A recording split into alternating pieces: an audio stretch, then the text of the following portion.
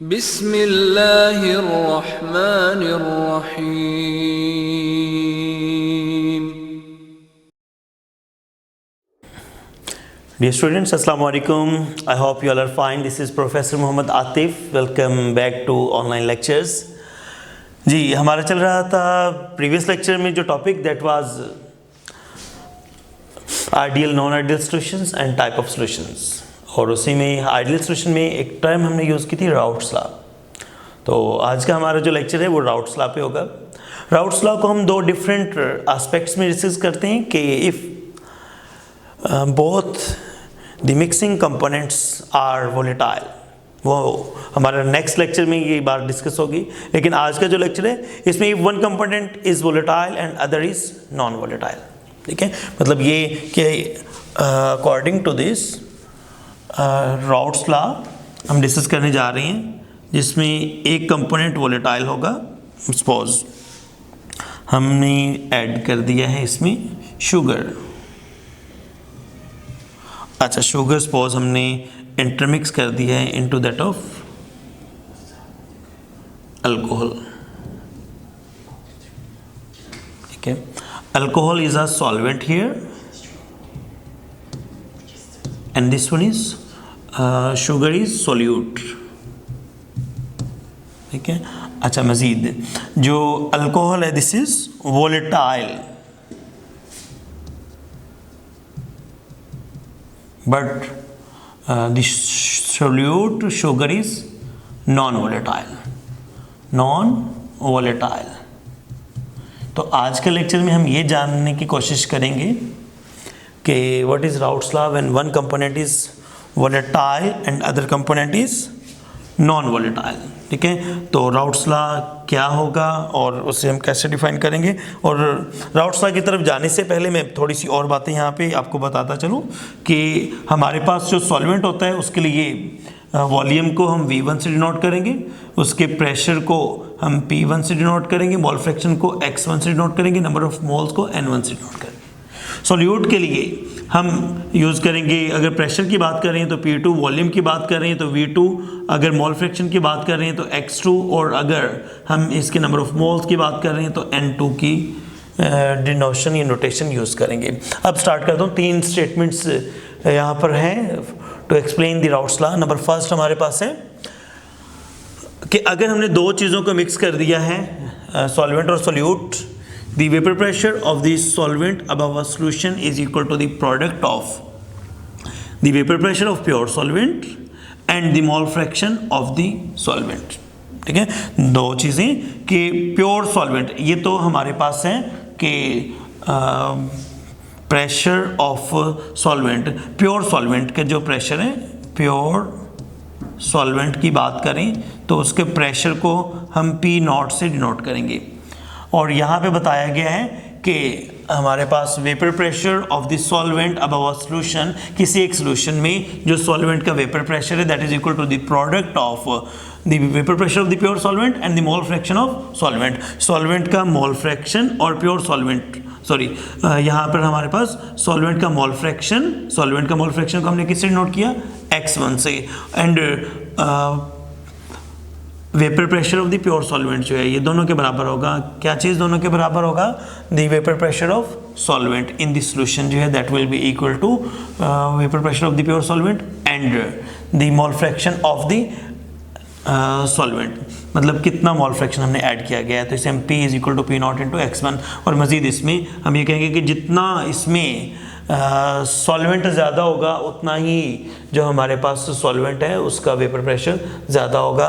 क्यों? क्योंकि जो हमारे पास दूसरा सॉल्यूट ऐड किया गया है, सॉल्यूट तो नॉन वोलेटाइल है, सॉल्यूट की कंसंट्रेशन बढ़ने से जो वेपर प्रेशर है वो कम होता जाएगा, इंटरमोलिकुलर फोर्सेस बढ़ती जाएगी। तो यहाँ पे पहली बात जो हमने की है कि जो हमारे पास प्रेशर ऑफ द सॉल्वेंट है, देखिए वेपर प्रेशर किसका होगा, जो वोलेटाइल है उसका, जो नॉन वोलेटाइल है उसका वेपर प्रेशर तो होगा नहीं, पहली बात ये।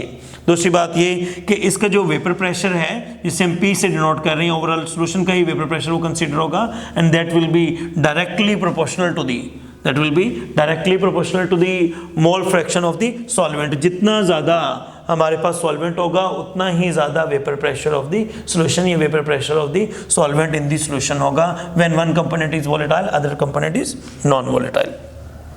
जी मजीद मैं बात करता हूँ स्टेटमेंट नंबर 2 हमें कहती है कि lowering of the vapour pressure, मतलब ये कि जब हमने सॉल्यूट में सॉल्वेंट ऐड किया, ठीक है, तो हमें पता है कि जो सॉल्यूट ऐड किया गया है, सॉल्यूट जो एडिड है दैट इज नॉन वोलेटाइल,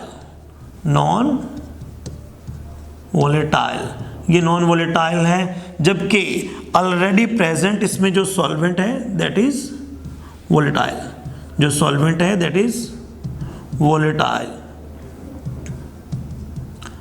अच्छा, क्वेश्चन ये है कि what will happen when we add solute, तो सॉल्यूट ऐड करने से वेपर प्रेशर कम होगा। अब वो वेपर प्रेशर कितना कम होगा उसे लोअरिंग ऑफ वेपर प्रेशर कहेंगे। तो lowering of the vapour pressure of a solvent is directly proportional to the mole fraction of the solute, मतलब ये कि जो हमारे पास लोअरिंग ऑफ वेपर प्रेशर है delta P that is directly proportional to number of moles of solute या mole fraction of the solute. जितना ज़्यादा सोल्यूट ऐड करेंगे उतना ही वेपर प्रेशर में कमी आएगी। Delta P is directly proportional to mole fraction. और अगर हम ये प्रोपोर्शनलिटी खत्म करते हैं तो यहाँ पे हमारे पास क्या आ जाएगा, delta P is equal to P nought into x2। अब P नोट क्या है, vapour pressure of the pure solvent, और x2 क्या है, मोल फ्रैक्शन। तो यहीं से हमारे पास आता है कि lowering of the vapour pressure that is equal to that is directly proportional to mole fraction. और अगर प्रोपोर्शनलिटी खत्म करेंगे तो हमारे पास कांस्टेंट आएगा, और कांस्टेंट क्या है, constant is vapour pressure of the solvent. तो यहाँ पर दूसरी स्टेटमेंट हमारे पास आ गई कि lowering of the vapour pressure varies directly as the mole fraction of the added solute की मोल फ्रैक्शन बढ़ने से वेपर प्रेशर में कमी आती जाएगी। और तीसरी डेफिनेशन की तरफ चलता हूँ मैं, और that is relative lowering of vapour pressure. अच्छा, पहले इसी के बारे में थोड़ी सी और बात कर लेते हैं कि यहाँ पर हमने बात की स्टेटमेंट नंबर 2 में लोअरिंग ऑफ वेपर प्रेशर। इसी लोअरिंग ऑफ वेपर प्रेशर को अगर थोड़ा सा हम चेंज करें यहाँ पर कि जो हमारे पास मैथमेटिकल फॉर्म आ गई है, इसमें जो हमारे पास लोअरिंग ऑफ वेपर प्रेशर था इसे मोल फ्रैक्शन के बराबर लेके आना है। तो डेल्टा पी और पी नॉट, ये पी नॉट जो है दूसरी साइड पे जाकर डिवाइड हो जाएगा। तो डेल्टा पी और P nought is equal to x2 and delta P और P nought is called relative lowering of the vapour pressure and it is more important than lowering of vapour pressure. Relative lowering of vapour pressure मतलब ये कि एक solvent के vapour pressure में कितनी कमी आई है किसी दूसरे सॉल्वेंट के लिहाज से, this is called relative lowering of the vapour pressure. और ये ज़्यादा इंपॉर्टेंट होती है comparative to lowering of the vapour pressure. और तीसरी स्टेटमेंट हमारे पास, तीनों स्टेटमेंट्स हमारे पास जो हैं राउट्स लॉ ही की हैं। और तीसरी स्टेटमेंट में हम देखने जा रहे हैं कि relative lowering of vapour pressure जो है वो क्या है, किस पे डिपेंड कर रही होगी। तो यहाँ पे थर्ड स्टेटमेंट हमें कह रही है कि relative lowering of the vapor pressure of a solvent due to the addition of non-volatile and non-electrolyte solute is equal to the mole fraction। सीधी सी बात है, जो ऊपर वाले मैथमेटिकल फॉर्म में हमने किया था कि delta P is equal to P nought into x2, इन C को रीअरेंज किया था हमने, delta P over P nought आ गया था। This is called relative lowering of the vapour pressure. और ये किस चीज़ के बराबर आया था, ये बराबर था x2 के। तो यहीं से हमारे पास आ गया relative lowering of the vapour pressure is equal to the mole fraction of the added solute. जितना ज़्यादा सोल्यूट ऐड करेंगे सोल्यूट की मोल फ्रैक्शन उतनी ही ज़्यादा होगी, जितनी ज़्यादा मोल फ्रैक्शन ऑफ सोल्यूट होगी उतनी ही वेपर प्रेशर में रिलेटिव लोअरिंग होगी। और इसमें x2 किस चीज़ के बराबर होगा, x2 जो है that is equal to number of moles of solute divided by total number of moles, इसके बराबर आ जाएगा। ये मोल फ्रैक्शन ऑफ सोल्यूट आ गया, ये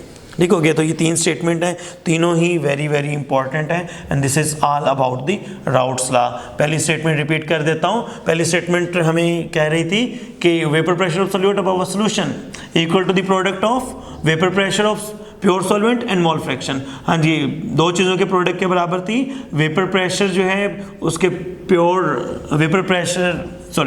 सॉल्वेंट के vapour pressure into mole fraction के प्रोडक्ट जो है that is equal to the pressure of the solvent। Number 2 statement, lowering of the vapor pressure is directly proportional to number of mole fractions of added solute, और तीसरी बात हमने की relative lowering of the vapour pressure that is equal to mole fraction of the added solute.